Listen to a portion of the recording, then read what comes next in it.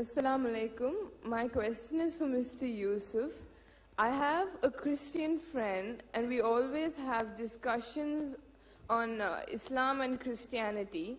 And whenever we have a discussion on the Bible, she always tells me that if you say the Bible has been changed by people and is not the exact true word, then how come I get so much of peace when I read the Bible? She says that when she reads it, she feels closer to God. How do I counter this question? Bismillah, alhamdulillah, wa salatu wa salam rasulullah. I don't know if I'm in the right place to tell you this or not.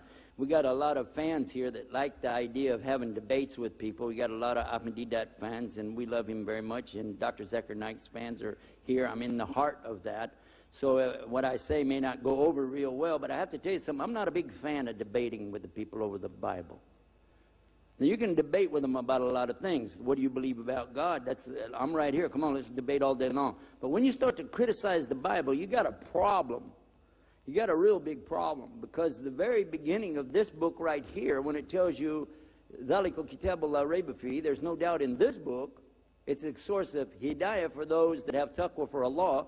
And then it continues to tell you, but it's only going to be for those that have the taqwa for Allah. Then they have to believe in the ghaib, the unseen. They have to establish regular worship. They have to pay their zakah. Then they have to believe that this is coming down to Muhammad and Sallallahu, and they have to believe in the book that came before. Then at the end of the same surah, it's telling you that these people, they say, those that are on the right belief, we believe in Allah, وَمَلَائِكَتِهِ وَكُتُبِهِ وَرُسُلِهِ. And that kutubihi means his books, or book. And you have to understand that the Bible really was from Allah. So if I criticize even maybe one or two words are still there from Allah, I would be criticizing Allah's word. It's not a good idea. I don't see that as being a good challenge to attack it, because a lot of what I understand today, I got from the Bible. And I found clarification and confirmation in the Quran. In fact, I continued my studies of the Bible in the Greek and in the Hebrew for 2.5 more years after I was a Muslim. I didn't stop until I completed my degree in it, because I just had something inside of me knowing that there's something here. And it finally came to me, and then I was able to put the Bible down and relax. I found out there really is no contradiction in the Bible, except where it contradicts itself. Duh. And when I realized that, I said, then the only way I'm going to understand the Bible is to go to the book without the contradiction. And it says in here about the unbelievers, haven't they considered if it was from other than Allah, they'll find within it many contradictions. Go ahead, find one. Go ahead. There's a clear contradiction here. I want you to listen real close to this contradiction. God is not a man. God is not the son of man. You hear that? Now that sounds like I'm reading out of Surah Ikhlas, doesn't it? Huh? Lam yalid wa lam yulad. It sounds like that, doesn't it? God is not a man, and God is not the son of man. That's in the Bible.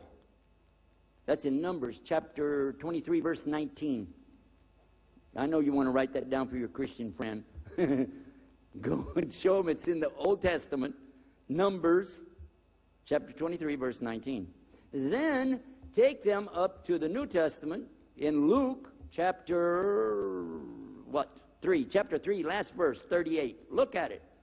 The last verse said Enos is the son of Seth. And Seth, which was a brother to Cain and Abel, Seth is the son of Adam, and Adam is the son of God. Who? Adam is the son of God. Now their argument will be, yeah, but that has a little s. And when we talk about Jesus, we use a big S. I got news for you. In the Semitic languages, which includes Arabic, Aramaic, Hebrew, there are no capital letters. There's no upper lowercase letters. So that's a moot point. It doesn't work. But what I suggest you to do is don't don't try to upset her. Let me explain why, the overall picture of this. If I'm going to debate with them and I finally convince them the Bible is not from God, if I did, well, I already give you the argument the other side, but if I said, okay, now what do you think? She said, I'll never pick it up again. I will never go to the Bible to find any peace again. I'm never going to do it. I'm totally away from it. Do you think that makes her a Muslim? That's not called a Shahada, is it? Is it? It sounded to me like she left something, but you didn't give her anything. So what I do is try to encourage them to read in the Quran. What do you think it is that she likes to read? I'll tell you what it probably is. She's probably reading Psalms. She could be reading out of Jeremiah. She could be reading Ecclesiastes. All of these have very good parables and teachings in there. Some are so much like the Sunnah of Muhammad sallallahu alaihi wasallam, you'd be surprised. The one in there about how do you worry about the speck in somebody else's eye when you have a log in your own eye is from the Sunnah as well as from the Bible. The one about the camel going through the door thing, again, the same thing. So a lot of the things, if you're going to criticize the Bible, you're criticizing the Quran and the Sunnah both. So I really encourage you to find what's good about what she says and encourage her to consider what Islam says the same thing. The Bible says God is one. It says it real clear. So why do I want to argue with her about that? That wouldn't make sense. The example, chapter 12, verse 29 in Mark, they asked Jesus about, oh, good master, what's the greatest commandment? And he said, according to what survives of the Bible today, he tells them, know, O Israel. Because remember, according to him, he only came to the lost sheep of the tribe of Israel. Know, O Israel, the Lord thy God is one Lord. And you have to worship him with all your heart and all your love and all your might. So if this is a teaching that they have, what do I have that's different than that? Do I want to attack them on exactly... I convince them, put all that out of your mind, and then come over to me, and I'm going to reteach you the same thing again. That doesn't make any sense. And you're like cutting somebody off and sinking their ship and not giving them anywhere to go. As Sheikh Jafar was telling us before when we talked about building bridges, he said, you don't have to build any bridges. The bridges are there. Just have to help the people clear the way to see that get on the bridge and come on over to Islam. Because you got to remember that the best of the Christians are coming into Islam because they're doing what their book told them to do, which we mentioned earlier, and that is to submit to God on his terms and ask, oh God, your will be done on earth as it is in heaven. If they're sincere about that, what's the logical conclusion? The Bible tells them, I didn't mean to turn this into a speech. You want me to stop here? Yeah, I'll wrap that up there. Then another time we'll go on and I'll tell you the rest of that one. The idea is, though, don't make a big deal out of it. Don't attack their book and attack them. They're the closest to us, really, and I'd like to see them know more about us. Take it easy. It might take them a long time. My dad was a hard sell. He was not easy. He was a hard sell case, but he made a shahada. So just be patient with her. Pray for her, and it's Allah that's going to guide her, not you anyway. Okay, Jazakumullah khair.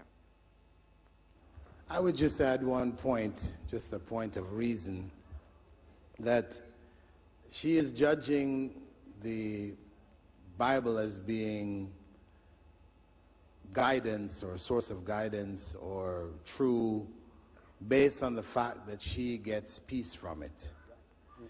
You see, so I would only try to explain to her that when we're going to try to determine the rightness or wrongness of a thing, we don't do it according to how we feel about it emotionally.